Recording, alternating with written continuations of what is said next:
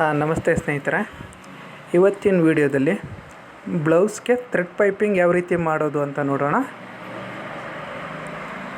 ಪೈಪಿಂಗೋಸ್ಕರ ನಾವು ಕ್ರಾಸಾಗಿ ಪಟ್ಟಿಯನ್ನು ಕಟ್ ಮಾಡ್ಕೊಳ್ಳೋಣ. ಕ್ರಾಸಾಗಿ ಕಟ್ ಮಾಡ್ಕೋಬೇಕಾಗುತ್ತೆ. ಸ್ಟ್ರೈಟ್ ಕಟ್ ಮಾಡಿಕೊಂಡ್ರೆ ಅದು ಪೈಪಿಂಗ್ ಮಾಡೋದಕ್ಕಾಗೋದಿಲ್ಲ. ಅದು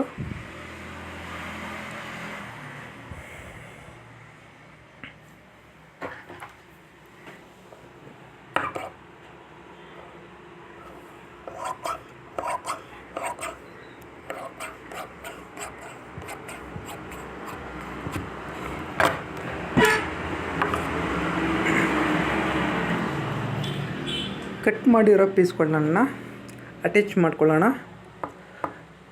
ಅಟ್ಯಾಚ್ ಮಾಡಬೇಕಾದ್ರೆ ನಾವು ಕ್ರಾಸಾಗಿ ಕಟ್ ಮಾಡಿಕೊಂಡು ಹಾಕೋಬೇಕು.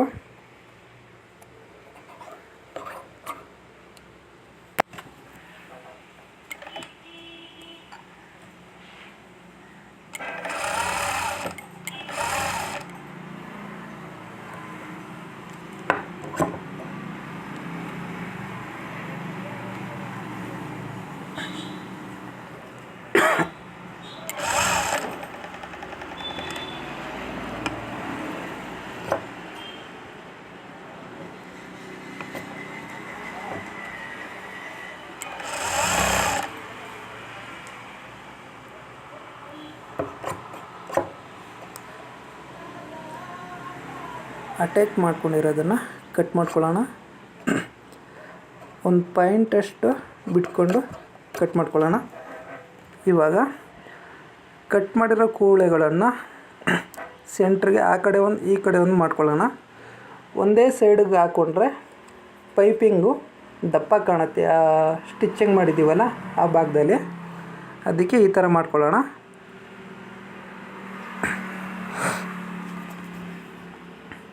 ಇವಾಗ ಥ್ರೆಡ್ ಪೈಪಿಂಗ್ ಸಿಗುತ್ತೆ. ಥ್ರೆಡ್ ಪೈಪಿಂಗ್ಗೆ ಒಂದು ಹೊಲಿಗೆ ಹಾಕ್ಕೊಳ್ಳೋಣ.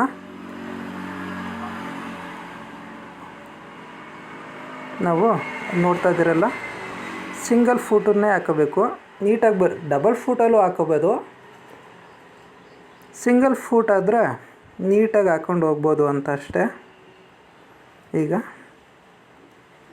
ಹೊಲಿಗೆ ಹಾಕ್ಕೊಳ್ಳೋಣ. ಒಂದು 1/4 ಇಂಚಷ್ಟು ಬಿಟ್ಕೊಂಡು ಹಾಕ್ಕೊಳ್ಳೋಣ. ಬಟ್ಟೆನ ಎಳೆಯೋಕ್ಕೆಲ್ಲ ಹೋಗಬೇಡಿ, ಹಾಗೆ ಫ್ರೀಯಾಗಿ ಹಾಕ್ಕೊಂಡು ಹೋಗೋಣ. ಅದು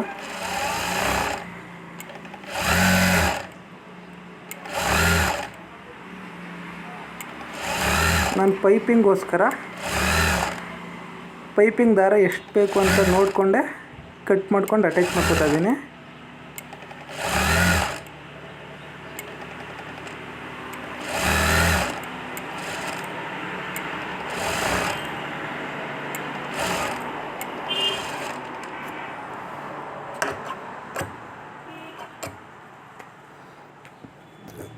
ಈಗ ಬ್ಲೌಸ್ಗೆ ಅಲ್ಲಿ ಮಾರ್ಕ್ ಮಾಡ್ತಾಯಿದ್ದೀನಲ್ಲ, ಅಲ್ಲಿಂದ ಸ್ಟಿಚ್ ಹಾಕ್ಕೊಂಡು ಹೋದರೆ ಸಾಕು.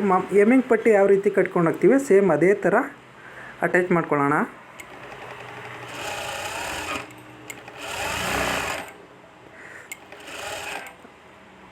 ಬ್ಲೌಸ್ ಪೀಸ್ ಆಗಲಿ ಇಲ್ಲ ಪೈಪಿಂಗೋಸ್ಕರ ಯಾವುದನ್ನು ಎಳೆಯೋಕ್ಕೆ ಹೋಗ್ಬಾರ್ದು. ಹಾಗೆ ಫ್ರೀಯಾಗಿ ಹೊಲಿಗೆ ಹಾಕ್ಕೊಳ್ಳೋಣ.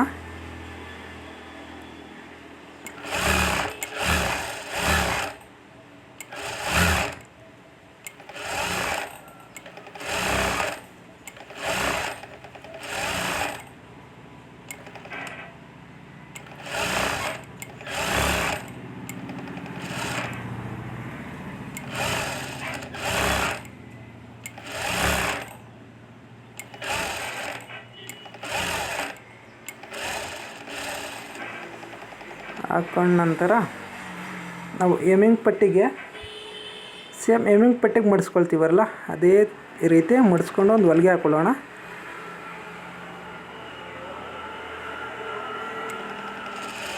ಒಂದು 1/4 ಇಂಚಷ್ಟು ಪಟ್ಟಿ ಕಟ್ಕೊಂಡ್ರೆ ಸಾಕಾಗುತ್ತೆ.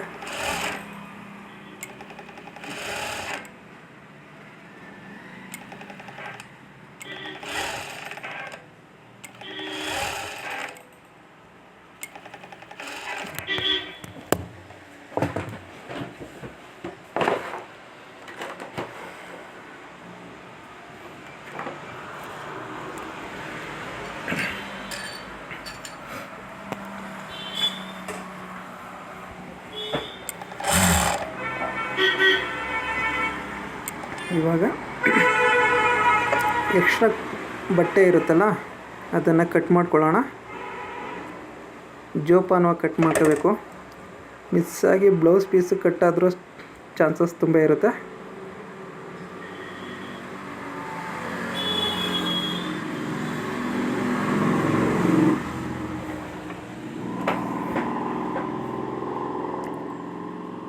ಮಾಮೂಲಿ ಫೋಟೋನ ಹಾಕೊಳ್ಳೋಣ.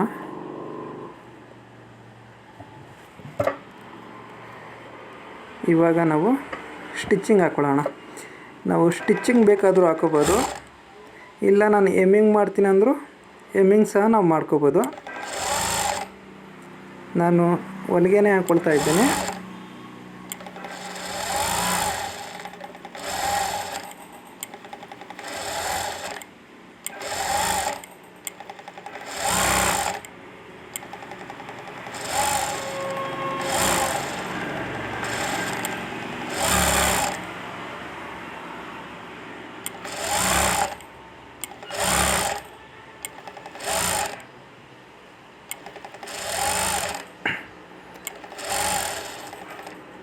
ನನ್ನ ಚಾನಲ್ಗೆ ಸಬ್ಸ್ಕ್ರೈಬ್ ಮಾಡ್ಕೊಳ್ಳಿ.